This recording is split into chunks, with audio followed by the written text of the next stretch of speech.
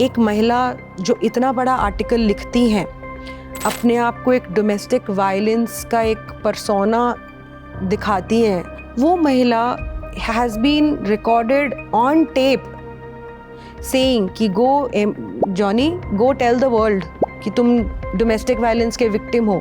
मैं कई बार सोचती हूँ स्मृति कि in the jest of becoming an equal society we are becoming a very very one sided society.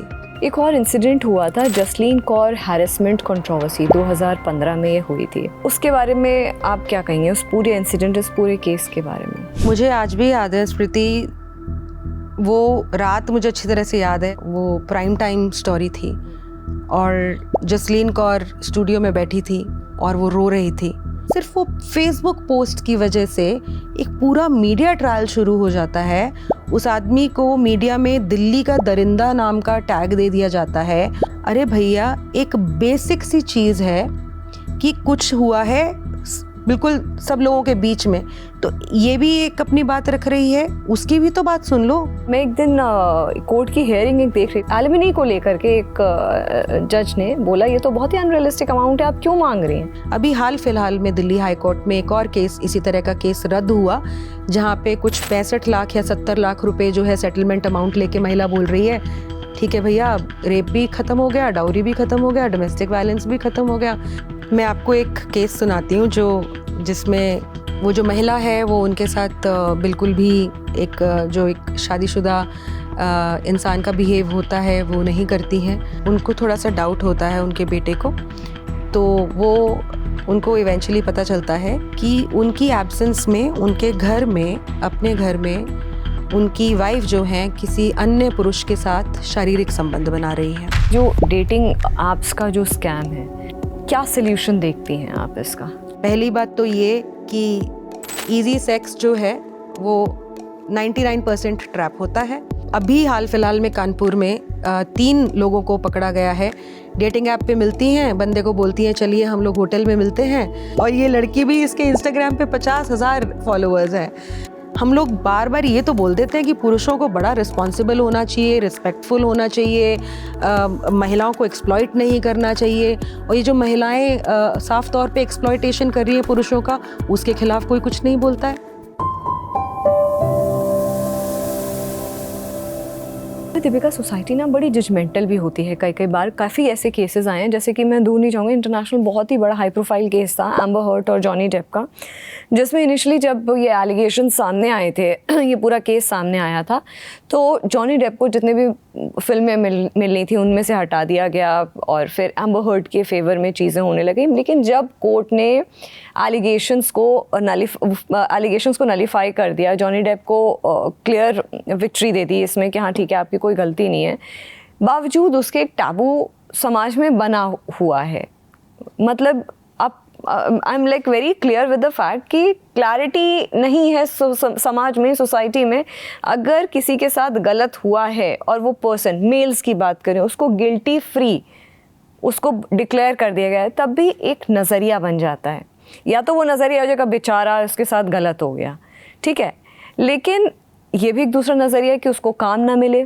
For example, एक office में अगर कोई पर्सन, मेल बॉस है, उसके गलत एलिगेशंस लगा दिए गए, उसको नौकरी से निकाल दिया गया, बाद में भले प्रूव हो गया हो कि उसने गलती करी ही नहीं थी, लेकिन फिर उसको कहीं नौकरी मिलना बहुत टफ हो जाता है।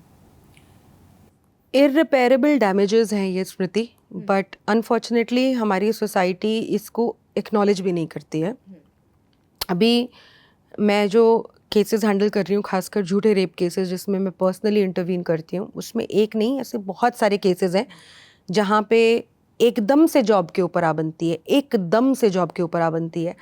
आपके ऊपर सिर्फ FIR दर्ज हो जाए और सेक्सुअल क्राइम के अंडर आपके ऊपर FIR दर्ज हो जाए, आपके पास 1000 एविडेंसेस चाहे ना हो प्रूव करने के लिए अपने आप को इनोसेंट, लेकिन फिर भी आपके ऊपर एक महिला ने चार्ज लगा दिया है, आपने कुछ ना कुछ तो गलत किया होगा।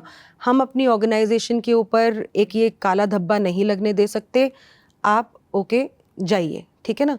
बहुत कम ऑर्गेनाइजेशंस हैं जो कि उनको पता भी हो कि एलिगेशंस बिल्कुल फ़र्ज़ी हैं या बंदा इनोसेंट है, तो भी नहीं वो रिस्क लेती हैं ऐसे इंसान के साथ एसोसिएटेड रहने में। एटलीस्ट जितने मैंने केसेस देखे हैं, मैंने केसेस करे हैं, लोगों को मदद करने की कोशिश की है, वहाँ पे सब में इस तरह होता है। अगर कहीं पे बहुत ही अच्छा बॉस हो और इंडिविजुअल लेवल पे वो आपको मदद करने की पूरी मतलब चाह रखते हैं तो ठीक है, मैनेज हो जाता है। बट अगर एक लार्जर ऑर्गेनाइजेशन के लेवल पे है तो बड़ी क्लियर सी इंस्ट्रक्शंस हैं कि भाई अगर इस तरह का कोई आता है मैटर तो आप इसको रिलीव कर दीजिए। सोसाइटल शेम तो है ही है, ऑब्वियस सी बात है। और जैसा आपने कहा कि जॉनी डेप और एम्बर हर्ड वाले मैटर में भी more than lack of opportunities या लैक ऑफ लूजिंग जॉब, जो मुझे उस केस का सबसे स्ट्राइकिंग चीज़ लगता है वो ये लगता है कि एक महिला जो इतना बड़ा आर्टिकल लिखती हैं, अपने आप को एक डोमेस्टिक वायलेंस का एक पर्सोना दिखाती हैं, पूरे वर्ल्ड में उनको जो है उनकी बातों को, उनके आर्टिकल को, और किस तरह से वो एम्बेसडर बनी है अगेंस्ट डोमेस्टिक वायलेंस, उनको देखते हैं। वो महिला has been recorded on tape saying कि go Johnny, go tell the world कि तुम डोमेस्टिक वायलेंस के विक्टिम हो और देखो तुम्हारे को कोई बिलीव करता है कि नहीं। वो महिला जिसने उतनी ही परपेट्रेट करी है वायलेंस जितनी शायद उस इंसान ने करी होगी। इसको किसी भी पर्सपेक्टिव में से आप ले सकते हैं, कौन पहले कर रहा है कौन नहीं कर रहा वो एक दूसरी बात है, लेकिन जितना भी एविडेंस सामने आया उसमें पता चला कि इन दोनों में से कोई कम नहीं था। और जॉनी की जो है उंगली जो है कट गई थी पूरी की पूरी, और उनको उसके लिए सर्जरी करानी पड़ी। और भी बहुत सारी एपिसोड्स थी जहाँ पे उनके साथ वायलेंस हुई, अब्यूज़ हुआ। तो बड़ा ये जो ड्यूअल स्टैंडर्ड है कि भाई आप खुद वायलेंस परपेट्रेट कर रहे हो बट आप इतने कॉन्फिडेंट हो, मतलब एक्सट्रीम लेवल ऑफ नार्सिसिज्म, या मैं उसको बॉर्डरलाइन बिहेवियर बोलूँगी, कि आप खुद वायलेंस कर रहे हो, अब्यूज़ कर रहे हो, बट फिर भी आप विक्टिम अपने आप को ना ही सिर्फ मान रहे हो बल्कि सारी दुनिया को दिखा भी रहे हो। वो तो पब्लिक ट्रायल हो गया तो हमारे सामने ये सारी बातें आ गई, अदरवाइज अगर ये पब्लिक ट्रायल नहीं होता तो क्या कभी ये सब कुछ सामने आता? और सब कुछ सामने आने के बावजूद, ये दिखने के बावजूद कि एम्बर ने भी उनके साथ बहुत गलत किया था, फिर भी जब ये जिस दिन जजमेंट आई, जब फाइनल वर्डिक्ट आई, तब फेमिनिस्ट्स ने और विमेंस राइट एक्टिविस्ट्स ने तो इस वर्डिक्ट को पता नहीं कौन से शब्दों में बताया था कि ये तो विमेंस राइट्स की हार है और ये तो एक जो डोमेस्टिक वायलेंस की महिला है उसके साथ बिल्कुल और गलत हो गया है। ये तो ये समाज में मैसेज जा रहा है कि महिलाओं को अपनी आवाज़ ही नहीं उठानी चाहिए। अरे भैया, पहली बार एक आदमी ने अपनी आवाज़ उठाई ये प्रूव करने के लिए कि वो इनोसेंट है, बल्कि सिर्फ इनोसेंट नहीं है, उसके साथ गलत हुआ है, और आप इसको पूरा का पूरा स्पिन करके, ट्विस्ट करके आप फिर दोबारा से फिर उसको एक अलग चोला पहना रहे हो। तो मैं कई बार सोचती हूँ स्मृति कि in the jest of becoming an equal society we are becoming a very very one sided society, and we are not only becoming one-sided, we are becoming dangerously one-sided. और perks हैं वो होने के। आप अगर आज महिलाओं के अधिकारों की बात करते हैं तो आपको अच्छा समझा जाता है, आपको प्लेटफॉर्म्स मिलते हैं, आपको एक ह्यूमन राइट्स क्रूसेडर समझा जाता है, और अगर आप इस तरह की स्टोरीज़ परस्यू करते हैं आपको अवार्ड्स मिलते हैं। बट इस होड़ में ऐसे बहुत सारे इनोसेंट भी हैं जो कुचले जा रहे हैं, which I think is not right. और जब तक वो इंसान जो कुचला जाएगा आपका अपना नहीं हो, आपको दर्द नहीं पड़ता। एक और इंसिडेंट हुआ था, जसलीन कौर हैरेसमेंट कंट्रोवर्सी 2015 में ये हुई थी, जिसमें सर्वजीत सिंह, उसने बाद में डिफेमेशन केस किया था। कोर्ट की सुनवाई के लिए बुलाया जाता था जसलीन कौर को, बाद में पता चला वो कनाडा में बैठी हुई अपनी पढ़ाई कर रही हैं, वो आती नहीं थी केस की हियरिंग में। लेकिन ये सामने बात आई कि जो सर्वजीत सिंह हैं, द मेल पर्सन जिनको रिपोर्टेडली फ्रेम किया गया था चीज़ों में, उनका मेंटल इश्यूज़ हो गए थे, उनको प्रॉब्लम हो गई थी, उनकी पूरी फैमिली को प्रॉब्लम हो गई थी जी। उसके बारे में आप क्या कहेंगे, उस पूरे इंसिडेंट, उस पूरे केस के बारे में आपका क्या टेक रहेगा? मुझे आज भी याद है स्मृति, वो रात मुझे अच्छी तरह से याद है जब मैं उस टाइम पे अर्नब गोस्वामी टाइम्स नाउ में हुआ करते थे और वो प्राइम टाइम स्टोरी थी और जसलीन कौर स्टूडियो में बैठी थी और वो रो रही थी और मैं उस पैनल पे थी और मैंने सिर्फ ये कहा था कि एक पब्लिक में एक मैटर होता है या एक बिहेवियर होता है और उसमें एक महिला कहती है कि उसके साथ मॉलेस्टेशन हुई सब लोगों के बीच में, और वो सिर्फ एक पोस्ट, फेसबुक पोस्ट डालती है और सिर्फ वो फेसबुक पोस्ट की वजह से एक पूरा मीडिया ट्रायल शुरू हो जाता है। उस आदमी को मीडिया में दिल्ली का दरिंदा नाम का टैग दे दिया जाता है, उसके माता पिता परिवार सब लोगों को दरिंदे का पिता या माता बोल दिया जाता है। अरे भैया, एक बेसिक सी चीज़ है कि कुछ हुआ है बिल्कुल सब लोगों के बीच में, तो ये भी एक अपनी बात रख रही है, उसकी भी तो बात सुन लो कि वो क्या कह रहा है। जो लोगों ने देखा है उनकी भी तो बात सुन लो कि वो क्या कह रहे हैं। बस एक फेसबुक पोस्ट डाल दिया और उसके बाद सारे के सारे लोग शुरू हो गए हैं बिल्कुल इसका मीडिया ट्रायल। मुझे याद है जब मैं वो प्राइम टाइम के बाद जब मैं अपना ट्विटर फीड देख रही तो गालियों पे गालियाँ, इतनी गालियाँ जिसकी कोई हद नहीं, कि ये दीपिका तो ये है, ये दीपिका तो वो है, ये तो हार्टलेस है, एंटी वुमेन है, वो लड़की वहाँ पे स्टूडियो में बैठ के रो रही है, उसके आंसू भी नहीं इसको दिख रहे हैं। और मैंने कहा हे भगवान, मतलब आप बैलेंस की बात नहीं कर सकते। फिर उसके बाद जब धीरे धीरे चीज़ें सामने आने लगी कि जो पूरी आर्ग्यूमेंट थी वो क्योंकि वो ट्रैफिक कंट्रोल कर रही थी उसके ऊपर हुई थी, वो इधर जाना चाहता था, उसने ये बोल दिया, और उसके बाद इसने उसको धमकी दी कि मैं तुझे देख लूँगी, तो उसने मैं तेरी फ़ोटो ले लूँगी, तो उसने बोला हाँ ले ले, तो उस टाइम पे ये स्नैप क्लिक करी गई थी और एक उस फ़ोटो के पीछे इतनी पूरी कहानी बुन दी गई। उसके बाद जब चीज़ें सामने आई तो आई रिमेंबर जी की, मुझे वो एंकर का नाम याद नहीं आ रहा है, बट उन मोहतरमा ने थोड़े से कड़वे सवाल पूछ लिए जसलीन से, बीच में शो छोड़ के जसलीन भाग गई थी। फिर उसके बाद तो वो कोर्ट भी नहीं आई। लेकिन सरजीत के साथ क्या हुआ, सरजीत की इमीडिएटली उसको उसकी नौकरी से फायर कर दिया गया। उसका media trial to an extent that normal person can not handle वो हुआ, उसको हर तरह के तमगे दे दिए गए। फिर उसके बाद उसने ऑब्वियसली कोर्ट में तो धक्के खाए ही हैं, 5 साल कोर्ट में उसने धक्के खाए हैं, और उसके बाद जो है उस केस को पूरा का पूरा जितने भी एलिगेशंस लगाए थे वो सच नहीं पाए गए और वो खारिज किए गए थे और वो बरी हुआ था। ये तो एक केस है स्मृति जो मीडिया में आ गया, क्योंकि आया भी इसलिए क्योंकि विक्टिम जो थी जसलीन थी और उसको उसकी कहानी बताने के लिए पूरा का पूरा मीडिया ट्रायल शुरू हुआ था। बट समझ में आया कि विक्टिम यहाँ पे वो नहीं थी, सरजीत है। बट जहाँ पे एक्चुअल में आदमियों के साथ झूठे केसेस, झूठे इल्ज़ाम एक्सट्रीम हो रहा है, वो तो स्टोरीज कभी प्राइम टाइम पे जाती ही नहीं है। अच्छा, एक और बात है कि आपने एक और जिक्र किया था एलिमनी को लेकर के, ये भी बहुत बड़ा एक मैं कहूँगी एक जाल है जिसको लेकर के लगातार ये बातें सामने आ रही हैं, चाहे वो सेलिब्रिटीज़ हों, चाहे वो एक कॉमन इंसान हो। और मैं एक दिन कोर्ट की हियरिंग एक देख रही थी, तो कोर्ट की हियरिंग बहुत आसानी से अवेलेबल हो गई है इंटरनेट पे कि आप जो प्रोमिनेंट केसेस हैं उनको देख सकते हैं, सुन सकते हैं कि किस तरह से किसी भी केस की सुनवाई होती है। तो उसमें भी एलिमनी को लेकर के एक जज ने बोला ये तो बहुत ही अनरियलिस्टिक अमाउंट है, आप क्यों मांग रही हैं। मैंने ही वो वीडियो वायरल की थी, कर्नाटका हाई कोर्ट की वो एक वीडियो थी, 6.5 लाख रुपए पर प्रति माह जो है वो महिला डिमांड कर रही थी, मेंटेनेंस मांग रही थी। मैं आपको एक केस सुनाती हूँ जिसमें पेरेंट्स जो थे मेरे पास आए थे मदद मांगने के लिए। उनके बेटे की शादी होती है, वो जो महिला है वो उनके साथ बिल्कुल भी एक शादीशुदा इंसान का बिहेव होता है वो नहीं करती हैं और बहुत ही कटी कटी रहती हैं, सारे दिन फ़ोन पे रहती हैं, और उनको थोड़ा सा डाउट होता है उनके बेटे को।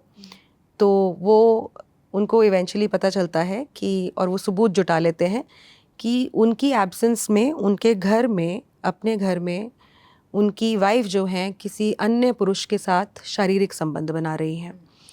और ये चीज़ की एविडेंस उनके पास कैप्चर हो जाती है। शादी के विदिन 1-1.25 महीने में सब कुछ हो जाता है। तो वो अपने माता पिता को बताते हैं, फिर उसके बाद उस लड़की के माता पिता को बताया जाता है। वो लड़की और उसके माता पिता कहते हैं कि भैया हो गई गलती और माफ़ कर दीजिए और इसको आप दोबारा से अपना लीजिए और अब जो है ये ठीक हो जाएगी। अब एक आदमी जिसकी 1 महीने 1.25 महीने पहले शादी हुई है, उसको ये पता चल रहा है कि उसी के घर में किसी और आदमी को बुला के उनकी वाइफ उनके साथ फिजिकल रिलेशनशिप बना रही है। ये कोई आम चीज़ नहीं है कि भैया हुआ और भूल जाओ, ऐसा नहीं है। किसी भी इंसान के लिए बहुत मुश्किल होगा। तो इस पुरुष के माता पिता ने कहा कि देखिए हमारा डिसीजन नहीं है, इसका डिसीजन है, बेटे का डिसीजन है, ये जो डिसाइड करेगा उसके बाद। इवेंचुअली वो लड़का डिसाइड करता है कि मैं नहीं रह पाऊँगा, मेरे दिमाग से ये बातें नहीं जा पाएंगी, क्योंकि कुछ होना एक बात है और कुछ होना और जिसका आप सबूत आपके पास आपके गैदर कर लिया है, सब कुछ सुन लिया है, देख लिया है, बहुत मुश्किल है उस चीज़ को अपने दिमाग से निकाल देना। तो कहता है कि मैं नहीं, और हम लोग आराम से डिवोर्स कर लेते हैं, कोई दिक्कत वाली बात नहीं है। वो महिला आज उस पुरुष से 2 करोड़ एलिमनी मांग रही है। पढ़ी लिखी MBA करी हुई लड़की, उसको 2 करोड़ रुपए चाहिए एलिमनी में, जबकि अपने हस्बैंड को चीट उसने किया, अडल्ट्री उसने की, किसी और आदमी को उसने अपने घर में बुलाया, लेकिन एलिमनी कौन देगा? पुरुष। क्या इस वजह के इसलिए हमारा कानून बनाया गया था? नहीं। मेंटेनेंस एलिमनी का कानून उन महिलाओं के लिए बनाया था जो सक्षम नहीं है कार्य करने में, बच्चों की माँ है, उनको उनके साथ घरेलू हिंसा करके उनको घर से निकाल दिया, वो प्रताड़ित हैं और वो अपने आप को मेंटेन करने की कैपेसिटी नहीं रखती हैं। लेकिन आज हम स्मृति क्या देखते हैं, खुद की सैलरी 1 लाख रुपए महीने की है, हस्बैंड अगर 1.5 लाख रुपए कमाता है तो भी आप कोर्ट में जाके मेंटेनेंस का केस कर रही हैं कि आपको उससे 50,000 रुपये चाहिए। हम लोग बार बार ये तो बोल देते हैं कि पुरुषों को बड़ा रिस्पॉन्सिबल होना चाहिए, रिस्पेक्टफुल होना चाहिए, महिलाओं को एक्सप्लॉइट नहीं करना चाहिए, और ये जो महिलाएं साफ तौर पे एक्सप्लॉइटेशन कर रही हैं पुरुषों का, उसके खिलाफ कोई कुछ नहीं बोलता है।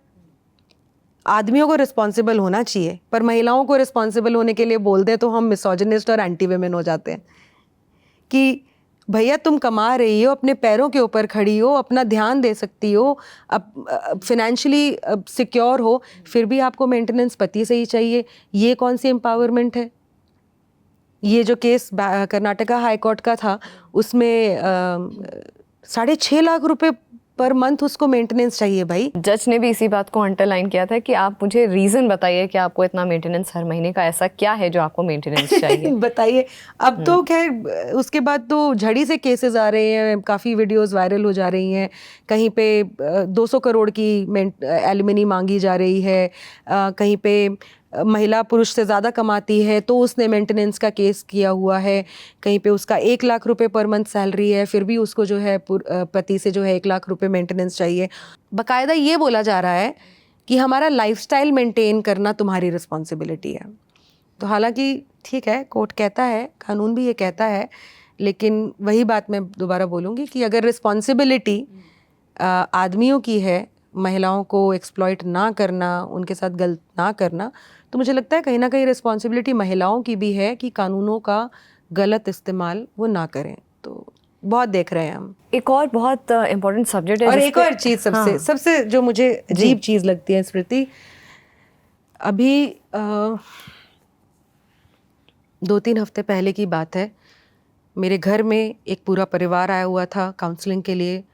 उसमें जो पुरुष था उसकी वाइफ मेरे साथ बैठी थी, मेरे यहाँ पे बैठी थी, और सच्ची बात बता रही हूँ, 1 घंटा उस लड़की की आंख से आंसू नहीं रुके, क्योंकि उसके हस्बैंड के ऊपर उसके बड़े भाई की वाइफ ने झूठा रेप केस लगाया है। 2 साल पहले की इंसिडेंट दिखा के बिल्कुल सफ़ेद झूठ बोलते हुए रेप का एलिगेशन लगाया है, क्योंकि उसके भाई और उसकी भाभी में मैट्रिमोनियल डिस्प्यूट चल रहा है और उस महिला को 4 करोड़ रुपए की एलिमनी चाहिए। जब 4 करोड़ रुपए की एलिमनी इन लोगों ने अग्री नहीं किया देना, तो उसने ना ही सिर्फ डाउरी डोमेस्टिक वायलेंस, बट ये छोटे भाई के ऊपर झूठा रेप का केस लगा दिया है। अभी हाल फिलहाल में दिल्ली हाई कोर्ट में एक और केस, इसी तरह का केस रद्द हुआ, जहाँ पे कुछ 65 लाख या 70 लाख रुपए जो है सेटलमेंट अमाउंट लेके महिला बोल रही है ठीक है भैया, रेप भी ख़त्म हो गया, डाउरी भी ख़त्म हो गया, डोमेस्टिक वायलेंस भी ख़त्म हो गया। मतलब पैसे के लोभ और लालच में लोग झूठे रेप केसेस तक लगा रहे हैं, पूरे के पूरे परिवार को फंसा दे रहे हैं। बेड रिडन सास ससुर जो हैं उनके बारे में भी बिल्कुल सोच नहीं रही हैं महिलाएं। तो ये कहाँ तक सही है? और इस चीज़ के लिए अकाउंटेबल या रिस्पॉन्सिबल होना हम महिलाओं को क्यों नहीं मांगे? सारी रिस्पॉन्सिबिलिटी क्या पुरुषों का ही दायित्व है? एक और इम्पॉर्टेंट पॉइंट जिसको लेकर के आप बहुत वोकल रही हैं वो है जो डेटिंग ऐप्स का जो स्कैम है। आप उसको लेकर के लगातार पोस्ट करती रहती हैं और बहुत वोकल हैं आप, जो मेनेस है ये, क्या सल्यूशन देखती हैं आप इसका? डेटिंग ऐप स्कैम्स मतलब नेक्स्ट लेवल हो रहे हैं हमारी कंट्री में। अभी हाल फिलहाल में कानपुर में 3 लोगों को पकड़ा गया है, जिसमें लड़की का नाम है नैन्सी खान, अका हर्षिता, अका तनु सिंह, अलग अलग नाम रखे हुए हैं उस महिला ने। डेटिंग ऐप पे मिलती हैं, बंदे को बोलती हैं चलिए हम लोग होटल में मिलते हैं, वहाँ होटल से किसी बात से निकल के और नीचे से उनकी गाड़ी उठा के ले जाती हैं। ऐसी पता नहीं कितने आदमियों की गाड़ी चुरा चुका है वो पूरा गिरोह। और उसके जो साथी हैं वो एक पीएचडी कर रहा है और एक बीएससी का पास आउट है, और ये लड़की भी इसके इंस्टाग्राम पे 50,000 फॉलोअर्स हैं।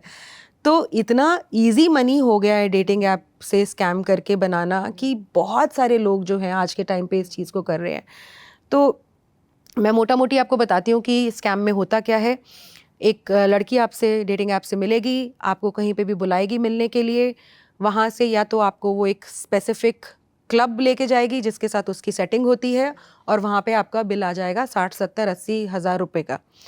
दूसरा एक स्कैम है जहाँ पे लड़की आपको बुलाएगी, होटल लेके जाएगी, वहाँ पे बोलेगी कि इतने पैसे दे दो नहीं तो मैं तुम्हारे ऊपर रेप का केस लगा दूंगी, और उसके बाद आदमी को बेचारे को मजबूरन जो है उसको पैसे देने पड़ेंगे।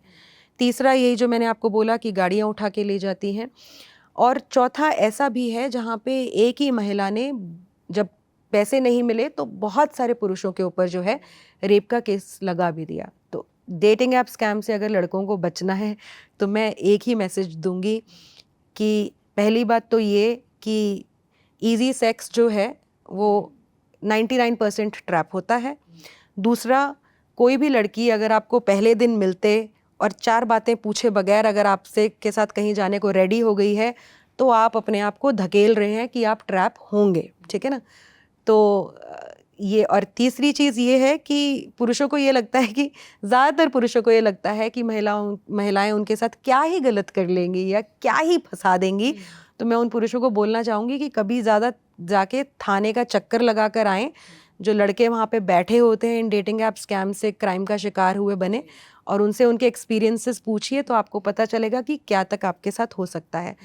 तो किसी भी अनजान आदमी से मिलने से पहले एक रियल वर्ल्ड में थोड़ा बहुत उनके बारे में जान पहचान कर लें, और सेक्सुअल रिलेशनशिप या फिज़िकल रिलेशनशिप बनाने से पहले 100 बार सोचें, क्योंकि कॉन्सिक्वेंसेस जो हैं वो आपकी पूरी लाइफ को डैमेज कर सकते हैं। मगर ये वाइस वर्सा है, मुझे लगता है दीपिका। बिल्कुल बिल्कुल बिल्कुल वाइस वर्सा है। बिल्कुल ये बिल्कुल महिलाओं के लिए भी उतना ही जी। डेंजरस है जितना डेंजरस ये पुरुषों के लिए बिल्कुल है। बिल्कुल there is no coming back. मतलब रेप के केसेस हो सकते हैं, जेन्युइन रेप के केसेस, आप ऐसी किसी अनटोवर्ड सिचुएशन में फंस सकती हैं जहाँ से आपकी वापसी नहीं हो सकती। मतलब आप लाइफ थ्रेटनिंग एक सिचुएशन में फंस सकते। जी, मैं अभी एक प्रोजेक्ट के ऊपर काम कर रही हूँ जहाँ पे हम डेटिंग ऐप स्कैम्स को देख रहे हैं, डेटिंग ऐप क्राइम्स को देख रहे हैं।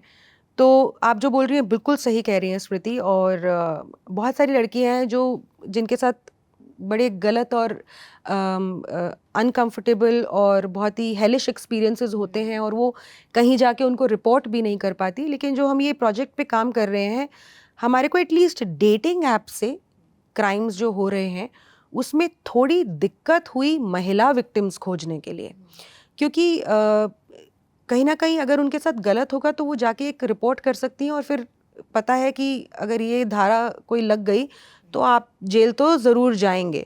तो डेफिनेटली हो रहे हैं, लेकिन यहाँ पे एटलीस्ट हमारी जितनी रिसर्च या अंडरस्टैंडिंग है उसमें पुरुषों को ज़्यादा ट्रैप या विक्टिमाइज़ किया जा रहा है, क्योंकि सबको ये पता होता है कि पैसे भी वो निकाल देंगे, कहीं पे कंप्लेंट भी नहीं करेंगे, और अगर मान लो दोनों चीज़ें नहीं करते हैं तो उसी के ऊपर आप केस भी ठोक सकते हो। तो इस वजह से मुझे लगता है कि आदमियों को ज़्यादा फंसाया जा रहा है विज़-अ-वी महिलाएं। But you are absolutely right कि कंसर्न सभी को रखना चाहिए, क्योंकि स्ट्रेंजर जो इस इंसान से आप मिल रहे हैं वो किस इंटेंशंस के साथ आपके पास आ रहा है आप वो जज नहीं कर सकते। और ऐसी सिचुएशन में फिर आपको क्या करना है आपको ये भी नहीं पता चल पाता। तो it is much better to be safe than sorry.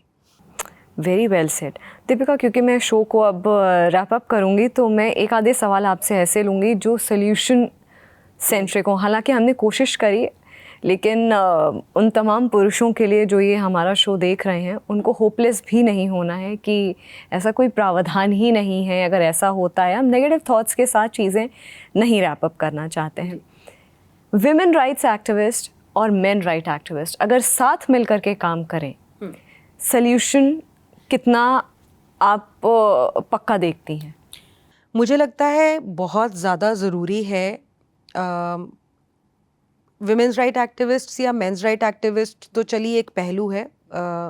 मुझे लगता है कि ये, क्योंकि खासकर कोलकाता का जो केस हुआ है उसके बाद से काफ़ी डिस्कशंस हो रही हैं, बहुत ज़्यादा ज़रूरत है रैशनल, मैच्योर और लॉजिकल और बैलेंस्ड लोगों को साथ में आने की, दोनों तरफ से। ये कोई वॉर नहीं है, तो मैं कोई महिलाओं के खिलाफ नहीं हूँ, या जो महिलाएं या पुरुष जो महिलाओं के अधिकारों के लिए फ़ाइट करते होंगे वो भी शायद सब पुरुषों के खिलाफ नहीं होते होंगे, जो क्राइम करते हैं उनके खिलाफ होते होंगे, same in a similar manner कि हम लोग भी जो महिलाएं गलत करती हैं उनके खिलाफ है। दोनों पक्षों को साथ में, और सिर्फ ये दोनों पक्ष नहीं, हमारी जुडिशरी, हमारी पुलिस मशीनरी, हमारे सिविल सोसाइटीज़ को साथ में बैठ के डिस्कस करना बहुत ज़रूरी है। That why are we failing as a society, why are these crimes increasing more than ever before. जितने रिपोर्टेड केसेस हैं उनमें कितने सच्चे केसेस हैं, कितने झूठे केसेस हैं। क्या जो झूठे केसेस हैं उन लोगों को न्याय मिल पा रहा है? क्या जो सच्चे केसेस हैं उन महिलाओं को न्याय मिल पा रहा है? It's very very important for people to sit down and analyse. एक चीज़ मैं बहुत बार बोलती हूँ, and I think it is absolute need of the hour. 1983 में जब 498A का कानून आया था तब बहुत सारी डाउरी डेथ्स होती थी, अभी भी होती हैं, उसमें कोई दो राय नहीं है। लेकिन इस कानून को एक ऐसे इन्वायरमेंट में लाया गया था जो शायद यही जो अभी कोलकाता के बाद हम लोग देख रहे हैं हो रहा है, वैसा ही उस टाइम पे हुआ था कि एक बड़ा फटाफट से एक लॉ पास कर दिया गया और ये सोचा कि ये सोल्यूशन हो जाएगा। लेकिन उस कानून का इतना भयावह मिसयूज़ हुआ, इतना भयावह मिसयूज़ हुआ कि आज के समय पे जब हम बात कर रहे हैं तो लॉ मिनिस्टर ने कहा है कि उस कानून को, पूरे कानून को रिव्यू किया जाएगा, क्योंकि पिछले ही साल में कम से कम 6 हाई कोर्ट्स ने कहा कि कानून का बेजा इस्तेमाल हो रहा है और इस कानून का कुछ करना चाहिए। तो जिस कानूनों को किसी पर्पस से बनाया गया है वो पर्पस फुलफिल हो रहा है कि नहीं हो रहा, क्या लेक्यूनाज हैं, क्या इम्प्लीमेंटेशन में प्रॉब्लम है, क्या उनका फ़ायदा उठाया जा रहा है, क्या लास्ट लेग जेन्युइन विक्टिम्स और नीडी विक्टिम्स तक वो कानून पहुंच भी रहा है या नहीं रहा है, इस चीज़ के ऊपर ब्रेनस्टॉर्म करना और एनालाइज करना मुझे लगता है it should be a frequent activity. हर 2 साल या 3 साल में मुझे लगता है कि एक कमेटी डेफिनेटली बननी चाहिए जो रिव्यू जो करे, एनालाइज करे, रिव्यू करे। एक ऐसा इंसिडेंट हो जाता है जो हमारे दिलों को झकझोर देता है, फिर सब लोग चिल्लाने लग जाते हैं, फिर थोड़े दिनों के बाद भूल जाएंगे, फिर दोबारा से ऐसा कोई इंसिडेंट होगा, फिर दोबारा हम लोग के दिल शैटर हो जाएंगे, फिर लोग बोलेंगे नहीं कानूनों को दुरुस्त। सिर्फ कानूनों से कुछ नहीं हो सकता, इम्प्लीमेंटेशन दुरुस्त होनी चाहिए। इन नीजर्क रिएक्शंस की वजह से जो हम लोग चीज़ें एकदम से फटाफट से कर देते हैं, उसका कितना यूज़ और कितना मिसयूज़ हो रहा है उसको एनालाइज करना चाहिए। तो जो लॉ जिस पर्पज़ के लिए बनाया गया है उस पर्पज़ के लिए वो इफ़ेक्टिवली यूज़ हो रहा है कि नहीं हो रहा है, इस चीज़ को एनालाइज करना बहुत ज़रूरी है। और काफ़ी सक्सेंट उसमें मैं एक बात बोलूँगी, गुजरात हाई कोर्ट का भी परसों या नरसों का जजमेंट है जहाँ पे वो कह रहे हैं कि बाढ़ आ गई है ऐसे केसेस की जहाँ पे कंसेंशुअल रिलेशनशिप्स टूटने के बाद उसको रेप बोल दिया जाता है कि भैया लड़के ने शादी का झांसा दिया। ये अंडरमाइन कर रहा है जेन्युइन रेप विक्टिम्स की सफरिंग जो है उसको, अंडरमाइन कर रहा है रेप जो क्राइम एक्चुअल में है उसको, और आंकड़े तो ऑब्वियसली ये बढ़ा ही रहा है। And it is time we address this situation. तो मुझे लगता है लॉ मेकर्स को ये जो जजमेंट्स आती हैं, जो हमारी जुडिशरी से आती हैं, उनको सीरियसली लेना चाहिए। आप सालों साल ये जजमेंट्स आती रहती हैं, आप जागते नहीं हैं, और फिर सडनली कोई केस हो जाता है, फिर उसके बाद आप जागते हैं, आपको ये नहीं समझ में आता है कि इस चीज़ को एड्रेस कैसे किया जाए। तो एनालिसिस बहुत ज़्यादा ज़रूरी है। अभी 498 का भी रिव्यू हो रहा है, तो मेरी सरकार से यही गुहार है कि दोनों साइड्स पे काम करने वाले लोगों को साथ में लाया जाए, जो एक सॉल्यूशन ओरिएंटेड डिस्कशन करें, ना कि ब्लेम ओरिएंटेड डिस्कशन करें। एक सॉल्यूशन ओरिएंटेड डिस्कशन होना बहुत ज़रूरी है, क्योंकि यहाँ पे हम लोग ज़िंदगियों के बारे में बात कर रहे हैं, और ज़िंदगी सिर्फ जेंडर की वजह से इम्पॉर्टेंट नहीं हो सकती। एक फैमिली में महिलाएं भी हैं, पुरुष भी हैं, बच्चे भी हैं। किसी भी कानून का अगर मिसयूज़ होता है या फिर कोई भी इस तरह से फंसाया जाता है, उसका इम्पैक्ट लार्जर सोसाइटी पे हो रहा है, फैमिलीज़ पे हो रहा है। तो it is very important to have a holistic discussion. Last में यंगर जो जनरेशन है उसको आप क्या मैसेज देना चाहेंगे? एज एन इंडिविजुअल, सबसे पहले तो मैसेज उन लड़कों के लिए, उन पुरुषों के लिए जो किसी भी तरह से हेल्पलेस महसूस करते हैं, या कहीं पे बहुत ही उनके साथ गलत हो रहा है ऐसा महसूस करते हैं और होपलेस महसूस करते हैं, मैं उनको यही बोलना चाहूँगी कि महिलाओं के अधिकारों की जो लड़ाई है वो बहुत लंबी लड़ाई है। उनको अपने अधिकार कोई ऐसा ओवरनाइट नहीं मिल गए हैं। उन्होंने एक बहुत लंबे समय ना ही सिर्फ लड़ाई लड़ी है, बल्कि उतने लंबे समय में बहुत सारी महिलाओं की भी हत्याएं हुई हैं, जान गई है, उन्होंने स्ट्रगल किया है, सफ़र किया है, उसके बाद जो है इस सिचुएशन में हम लोग हैं। तो अगर चीज़ें पुरुषों के लिए बेटर करनी है, तो बहुत सारे लोगों को ना ही सिर्फ आगे आना पड़ेगा, बल्कि इस लड़ाई को आगे ले जाना भी पड़ेगा। Hopelessness is not a solution. और दूसरी चीज़ मैं वो यही बोलूँगी कि लड़कों के लिए भी, लड़कियों के लिए भी, पुरुषों के लिए भी, महिलाओं के लिए भी, कि gender justice is not a war between genders. It's an effort, it's a struggle, it's a fight for respect, dignity for everyone. So let's not fight each other. Let's not become enemies of each other. मुझे लगता है बहुत ज़रूरी है महिलाओं को समझना कि पुरुषों के साथ भी गलत हो रहा है, और बहुत ज़्यादा ज़रूरी है पुरुषों के लिए भी समझना कि महिलाओं के साथ बहुत ज़्यादा गलत होता है। तो कोलैबोरेटिवली आई थिंक दोनों साइड्स को एक दूसरे की रिस्पेक्ट, डिग्निटी के बारे में सोचना चाहिए, और वायलेंस जितनी सोसाइटी में कम हो सकती है, आई थिंक वो सब लोगों का एफर्ट होना चाहिए। और last but not the least, I think we should punish crime and not gender. And ये जो एक वॉर सा शुरू हो गया है कि ऑल मेन आर रेपिस्ट या all women are false accusers, या this is very very destructive, I would say, and let us not generalise either men और विमेन। So true. और दीपिका, मुझे लगता है आज जो आपसे कॉन्वर्सेशन हुई है वो कई मायनों में बहुत अहम है, बहुत ख़ास है, और आई एम श्योर हमारी ऑडियंस के लिए भी ये सब्जेक्ट बहुत नया होगा। जागरण मंथन पर ये सब्जेक्ट बहुत नया होगा, क्योंकि हमने महिलाओं के अधिकारों के बारे में बात करी, तो सोचा कि पुरुषों के अधिकारों के बारे में भी बात करना उतना ही अहम और ज़रूरी है। तो अगर लोगों को जो मैंने कहा है उस चीज़ का फर्स्ट हैंड एक्सपीरियंस देखना है, तो मैं लोगों से गुजारिश करूंगी कि आप मेरी डॉक्यूमेंट्री फिल्म ज़रूर देखिए। मार्टर्स ऑफ मैरिज झूठे दहेज केसेस के ऊपर है, इंडिया सन्स झूठे रेप केसेस के ऊपर है। ये दोनों ही फिल्में इस समय पे जियो सिनेमा पे हैं। तो मैं बातें करती हूँ, लेकिन जो एक्चुअल में सफरिंग है वो मेरी डॉक्यूमेंट्रीज़ दिखाती हैं। तो ज़रूर प्लीज़ उसको देखिए। बहुत मेहनत करी गई है उन डॉक्यूमेंट्रीज़ को बनाने में, क्योंकि वो रियल लाइफ केसेस हैं, रियल लाइफ इंसिडेंट्स हैं, जिनसे वो मोटिवेट होकर के, जिनसे प्रेरित होकर के ये फिल्में, डॉक्यूमेंट्रीज़ बनी हैं।